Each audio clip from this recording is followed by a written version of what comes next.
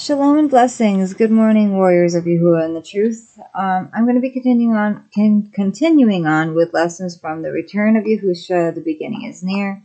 We are on video 6, starting with Day of Wrath for Gentiles, dividing the land, scattering the people of YISHARAL. 1 second. I am hot. Okay. All right, here we go. Okay, we watch and listen to the news unfolding each day. The reports tell us of earthquakes, wars, enormous storms, floods, landslides, and famine. Pestilence is being unleashed on humanity in many old and new ways. Designer viruses are in the arsenals of modern armies, along with nerve agents developed to kill millions in short order. The militarizing of every new technological advancement should be making us painfully aware that eventually there will come a day when desperate factions will unleash degrees of desolation never before witnessed by humankind.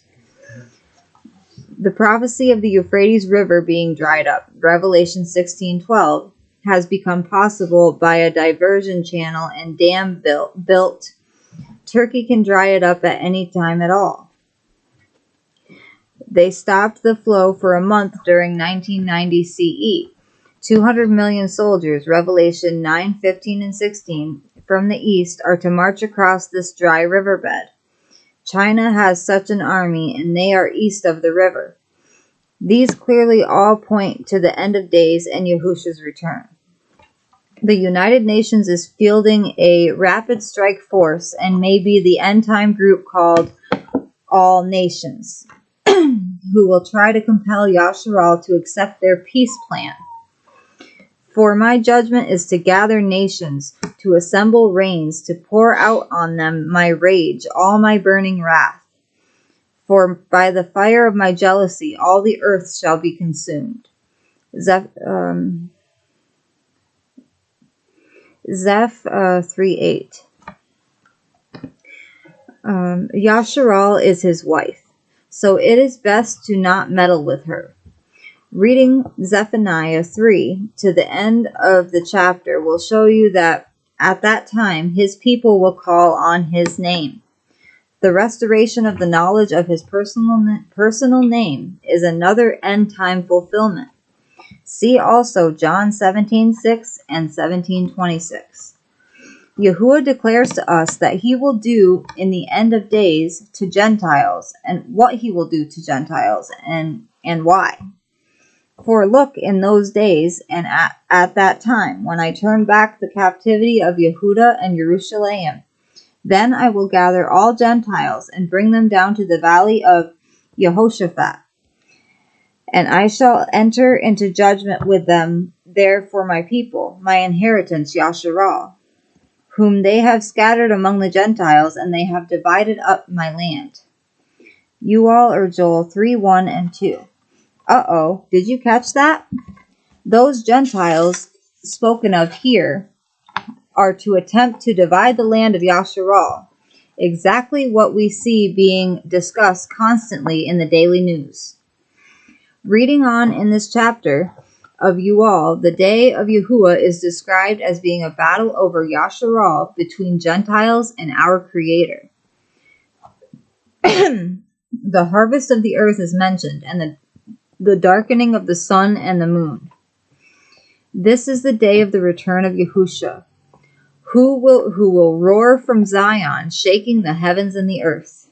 The news each day speaks of how the peace of the land of YISHARAL is constantly being planned, but there is no peace. To attain peace, more and more land is demanded. Yahuwah calls his word, or Torah, his covenant of peace. Brit la Shalom. The Gentiles do not know peace because they do not know his covenant. Yashayahu 59:8. Nor him. Yirmiyahu 8 tells us that the word of Yahuwah is rejected which is his covenant, the 10 words or commandments which were placed inside the Ark of the Covenant. This covenant is a marriage between Yahuwah and his bride, YISHARAL. Gentiles feel compelled to divide the land of YISHARAL in two, establishing a state for a people who call themselves Palestinians, derived from a Latinizing of the word Philistines. But these are not Philistines at all. These people are really Arabian descendants of Ishmael, the firstborn son of Abraham, through the Egyptian servant girl Hagar. Their current religion is Islam, and they worship a deity they refer to by a pronoun Allah. Allah is from the Hebrew root Allah, closely related to the Hebrew words Al, Ali, Eloheinu, and Elohim. All refer to strength, highness, or mighty one. None are names. Islam is now found all over the world, and each place it is found there are factions which attack innocent victims, usually inflicted by homicidal bombers. Radical Islam will continue to produce the principal terrorists of civilization until the end. It is the greatest single threat to peace. The primary message the Islamists convey to all the world is not love, but hatred. Everything one needs to know about Islam was on display at 9/11, or on 9/11. It is not intended to be a religion of hate, but that seems to be its greatest attribute from an objective point of view. This religion is being used to bring the nations into a final conflict with YISHARAL, but the secular governments don't see that they are being drawn into this as a judgment against them. They actually believe they are trying to help. They think it's about land. It's a battle with the ruler of this world and the bride of Yahuwah. They don't know Yahuwah. Yahuwah, stretching out the heavens and laying the foundations of the earth and forming the spirit of man within him, declares, "See, I am making Jerusalem a cup of reeling." To all the people all around, and also against Yehuda, it is in the siege against Jerusalem. And in that day it shall be that I make Jerusalem a very heavy stone for all peoples. all lifting it are severely injured, and all the nations of the earth shall be gathered against it. In that day, declares Yahuwah, I smite every horse with bewilderment and its rider with madness. And on the house of Yehuda I open my eyes. But every horse of the peoples I smite with blindness. Zechariah 12:1 through 4. The world leaders will try to lift Jerusalem and be severely injured, but it will remain in its place undisturbed, no matter how much force is applied by the UN. Fences and walls will divide the land with peacekeepers in place to act as a buffer between the people of violence and YISHARAL. This will not bring peace because the violence against YISHARAL will continue, and YISHARAL will strike back with great force each time. In that day I make the leaders of Yehuda like a fire pot among trees and like a torch of fire in the sheaves. And they shall consume all the peoples all around on the right and on the left. And Jerusalem shall dwell again in her own place in Jerusalem. Zechariah 12:6. This prophetic text goes on to say that the most feeble of those inhabitants of Jerusalem will be like David, and the house of David like Elohim, like the messenger of Yahuwah before them. See the Jordanian, Edomite, Palestinian outcome at Psalm 83. Terror should seize the hearts of all who read these words. And it shall be in that day that I seek to destroy all the Gentiles that come against Jerusalem. Zechariah 12:9. An attack against the land of YISHARAL will come, organized by the UN.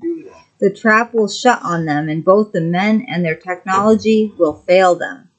Zechariah 14:12 declares, and this is the plague with which Yahuwah plagues all the people who fought against Jerusalem.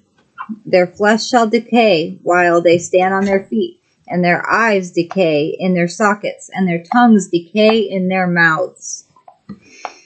Is this plague chemical, biological, or nuclear effects, or will it be the cataclysmic judgment unleashed when the sun scorches men?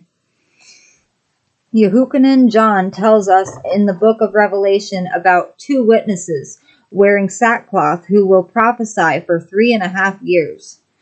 These witnesses will be a great annoyance to those who oppose their message, especially so to groups of organized religion.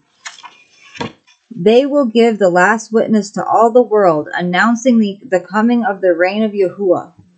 And this Besorah of the reign shall be proclaimed in all the world as a witness to all the nations, and then the end shall come. Matthew 24:14. The 2 witnesses will probably perform this announcement of the Besorah, but it will not sound very good to most. Those who are children of light, observers of Torah, will not be caught by surprise when the end comes. The majority of mankind living without truth expect nothing to happen, and the lie of evolutionary teachings will continue to deceive and distract them from what they are hearing. They will shut it out and ignore the 2 witnesses. Everyone will be given one last chance to listen, and most will ignore the warning by personal choice. For those of us who are watching for the signs of the end, we can be fairly confident that the end will not arrive until 2 witnesses announce some prophecy to many peoples, nations, tongues, and sovereigns across the whole earth. What they say will be unwelcome to the vast majority. They will be more than just unpopular, probably because what they announce will go against the teachings of the religious establishment. In the coming pages, we'll imagine that Yahukanon, the disciple whom Yahusha loved, is still among the living, as insinuated or implied by several texts of Scripture, and that he may be one of the 2 witnesses.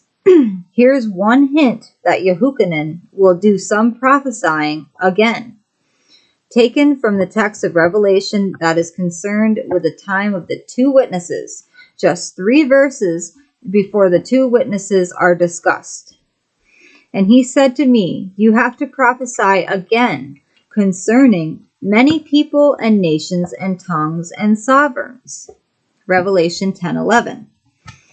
This not only is telling Yahukanon personally that he would be doing some prophesying again, but even alludes to the nature of what that prophecy will be concerned with. Concerning many people and nations and tongues and sovereigns is exactly what the secret of Elohim will be about. And the witnesses will reveal the secret of Elohim, that from among the Gentiles, Father will call forth the lost sheep of the house of YISHARAL. Ephesians 3:3-21. The 2 witnesses will administer, bringing about the end of the secret of Elohim, which is quoted from Revelation 10:7 on the back of this little book. The 2 sticks, the house of YISHARAL, Yehuda and YISHARAL, will be reunited into one man or stick in the hand of Yahuwah. See Ezekiel chapters 36 and 37. It will wipe out the replacement theology, revisionism, and anti-Semitism when this is announced to the world. No wonder the 2 witnesses will be hated by the establishment, will be so hated by the establishment. A brief note on the historical data or secular we have concerning the apostle called John. We should look at all pertinent data on this subject before solidifying any rigid opinions. History is constantly being revised. possibly called Yahukanon or Yohan, a shortened form of Yahukanon. Our beloved brother in Mashiach is listed among the casualties of martyrdom by an early 2nd century elder, Polycrates. It's the only source that would seem to record the death of Yahukanon, and not by an eyewitness. Note also that this record is not scripture, and in fact is not even a direct source to him, but his letter is contained in the writings of Eusebius, Ecclesiastical History, written during the 4th century. Eusebius was Emperor Constantine's court historian, so he was one of the early spin doctors of the Christian religion called Catholicism. In the record of Eusebius, he unwittingly records the words of an elder, Polycrates, as he addresses Victor, the elder of the assembly at Rome. We therefore observe the genuine day, neither adding thereto nor taking therefrom. For in Asia great lights have fallen asleep, which shall rise again on the day of the Master's appearing, in which he will come with a steam from the skies, and will raise up all the saints. Philip, one of the 12 apostles, who sleeps in Hierapolis, and his 2 aged virgin daughters. His other daughter also, who having lived under the influence of the Ruach HaKodesh, now likewise rests in Ephesus. Moreover, Yohanan, who rested on the bosom of our Master, who also was a priest or Levite, and bore the sacerdotal plate or breastplate of righteousness. One second here. Both a martyr and a teacher. He is buried in Ephesus. Also Polycarp of Smyrna, both elder and martyr of Eumenia, who is buried at Smyrna.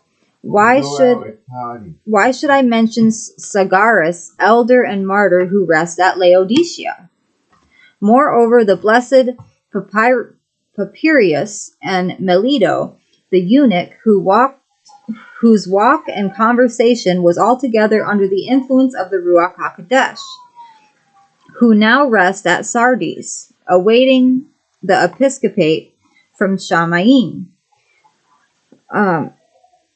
when he shall rise from the dead. All these observe the 14th day of the Passover according to the word, deviating in no respect, but following the rule of faith. Moreover, I, Polycrates, who am the least of all of you, according to the tradition of my relatives, some of whom I have followed, for there were 7, my relatives elders, and I am the 8th. And my relatives always observe the day when the people threw away the leaven. Eusebius, Ecclesiastical History, a Catholic record of events. Begin short fictional narrative.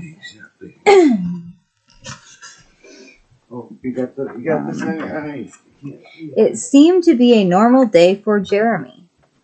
It was a perfect day at work, and he was busy doing all sorts of things. A little past noontime, a man arrived just as the lunch break began. He wanted to share with Jeremy some things that were very important, and kindly requested a short visit. Jeremy had never seen him before, yet somehow he felt he'd known him all his life, because they shared the same spirit, Yahusha, the Ruach HaKodesh. Some weeks before, in private prayer, Jeremy had asked for something very unusual. What had he asked? Mainly wisdom, but he specifically asked that if Yahukanon, John the Talmud, whom Yahusha loved, was still alive among us in the world, that he call or visit with him briefly in order to help him learn, not for his own sake, but to be better equipped through such an encounter with a living witness of Yahusha's life and teaching. The man did not give Jeremy his name, but when the man arrived, the text of Hebrews 13:2 blazed into his mind. Do not forget to receive strangers, for by doing so, some unwittingly entertained messengers. It didn't dawn on Jeremy all at once who this man was, nor did it really matter to him as he imagined it would. Yahukanon is, after all, just a man, but he only appeared to be around 45 years old to Jeremy. The man's most obvious characteristic was that he was a traveler and was the kindest person you could ever meet. They only spoke together for about 45 minutes, and Jeremy was greatly encouraged by the meeting. Jeremy was most impressed with how considerate Yahukanon was, and that he didn't think of himself as anyone special at all. In fact, one thing Yahukanon told Jeremy surprised him, that Yahukanon counted it an honor to be privileged enough to be able to meet and speak with someone whom Yahusha loved so dearly. This seemed like a paradox in Jeremy's mind. But then it became clear that Yahusha truly loves us all dearly, not only Yahukanon. In the short 45 minutes, Jeremy mostly listened. Yahukanon told him that many things are wrong in the bride's walk, but corrections were progressing rapidly among the saints. Yahukanon summed up a few things which he counted as disappointments, but he seemed confident that in the end everything would still work out just fine. Yahukanon listed his disappointments as follows. Denominations. Classes of differing names. Nomen, Latin for name. A dictionary definition. Also, the tendency to separate into different religious sects. Sectarianism. Groups which name themselves after a man or some other label grow away from original foundation, Yahusha. Unwittingly, they are attempting to do or live what seems right in their own eyes, and they feel safety in their numbers. There is a way which seems right, but leads only to death. Yahukanon told Jeremy the harvest of the earth is near, and knowledge of Yahuwah is growing faster than ever before in history. He said the divisions, sects, or factions within the believers have done great harm, but unity is fast approaching among those who are escaping the wormwood, poison teachings mixed with the truth. The striving between brothers over how to live correctly, what to call themselves, Nicolaitanism, lording over the laity or people, common people, and the teachers always learning but never coming to a knowledge of the truth. 2 Timothy 3:7 have all kept the bride from becoming spotless and without wrinkle. 1 Corinthians 1:11 through 13 and 3:4 through 4 and 5 deal with these factions, now called denominations, within the Messianic belief. Has the Mashiach been divided? 1 Corinthians 1:13. As the servants through whom new believers learned basic truths were lifted up in the eyes of people, pride tempted these men. Those who fueled their popularity bestowed titles, fame, honor, and all manner of false status and self-importance. Yahukanon was emphasizing that what Paul or Shaul had written about this had fallen on deaf ears. Since we are all fellow servants of Elohim, in the field of Elohim, the temple of Elohim. For no one is able to lay any other foundation except that which is laid, which is Yahusha HaMashiach. 1 Corinthians 3:11. Factions have developed based on founders or denominations. So attempts to lay new foundations divided the body. The denominations or factions are not the work of Father Yahuwah, but rather the works and designs of men. They label themselves and essentially declare, I am of John Smith, or I am of Martin Luther. Yahukanon told Jeremy that another disappointment to him was the sequential order of the memoirs of the New Testament, Brit Hadashah, renewed covenant writings. The memoirs and letters of the followers of Rabbi Yahusha, the Brit Hadashah, were canonized by the Catholic Church or Circus and the order they put them in has somewhat impacted the severity of the misunderstandings of Paul's writings. 2 Kepha 3:15 through 17, and fueled the spread of their replacement theology. Just look at the order of that the writings are in now. And I will read you the order. There's probably about 12 of them. I didn't count them, but I just guessed. Matthew, Mark, Luke, Yahukanan, Luke, Acts. Luke and Acts are together in the second one. Paul, Romans. Those two are together too. Paul, and then in parentheses, 1 and 2 Corinthians. Paul, and then Galatians in parentheses. Paul, Ephesians in parentheses. Paul, Philippians in parentheses. Paul, Colossians in parentheses. Paul, 1 and 2 in parentheses, 1 and 2 Thessalonians. Paul, 1 and 2 Timothy in parentheses. Paul, Titus in parentheses. Paul, Philemon in parentheses. So they separated Paul's writings into a whole bunch of different scriptures to confuse people about Paul's writings and to make Paul look crazy. Just look at this. Who are they reading first? Everyone who starts with this order envisions the first Christmas. A wrong first impression is hard to change. When you pick up a wrong first impression, it is hard to change.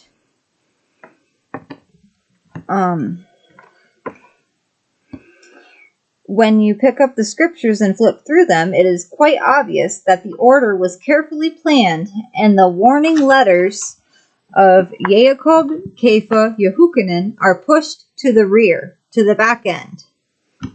Ibarim or Hebrews. It seems that Hebrews was in fact written by Paul, since at 1034 he speaks of his chains, and it matches his style.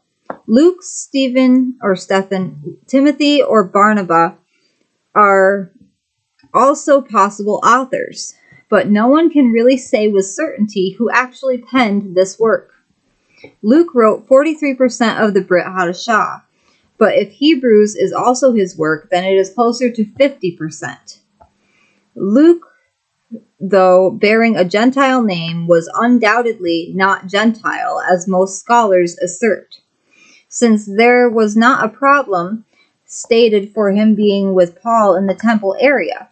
Paul had been accused of bringing Gentiles into the temple area, but this was a false accusation. Luke also knew intricate details such as the order of priestly duties, and even mentions which order Zechariah was assigned to.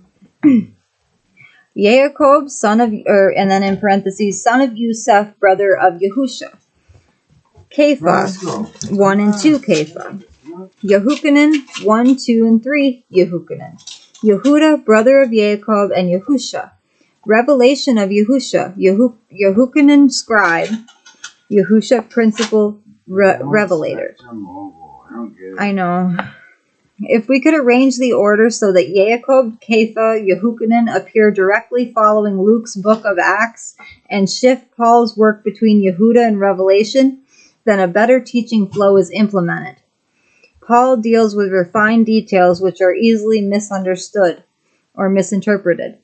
2 Kepha 3:15 through 17, while YAAQOB-KEFA and Yahukanan illustrate the weightier foundational material to chew on first. Paul emphasizes their weight at Galatians. So when YAAQOB-KEFA and Yahukanan, who seemed to be supports, came to know the favor that had been given to me, they gave me and Barnabas the right hand of fellowship in order that we go to the Gentiles and they to the circumcised. Galatians 2:9. Notice Paul called these three men in that order pillars or supports of the early assembly. These were the same three men who witnessed Yahusha's transformation. Perhaps it would be more pleasing to Yahusha for us to restore these men's words to an earlier appearance in Scripture and put Brother Paul's writings later in the sequence. So now we've imagined what it might be like to speak to someone like Yahukanan, a living witness, who was among the first students of Rabbi Yahusha HaMashiach of Nazareth. 1 second. So, surely such a man would not suggest that Yahusha established a new religion apart from the Torah of Yahuwah. Nor would he imagine himself or Yahusha to be anything like a Catholic or Protestant. Men who are a part of large institutional groups cannot step out and write a book like this, or they would be cast away. And in most times and places, they would quickly lose their lives at the hands of their religious peers. John Calvin had a man hung from the bell tower just because he taught a slightly different take on the Trinity. To put in one way, the inmates had been running the asylum. Oh, that jiggled. Make sure it's okay. It's good. Okay. So the next lesson will be on the trigger, which will set everything into motion, will be the dividing up of the land. Satan's birthday. And more about the Asherah tree. And I think that's all I'll be able to get through in my next video. I made this one a little longer than I have been lately, but it was important to do so because all these parts fit together. Everyone have a blessed day. Yahuwah bless you and your families. I love you all, brothers and sisters. Be safe, everyone. Be safe. Love you.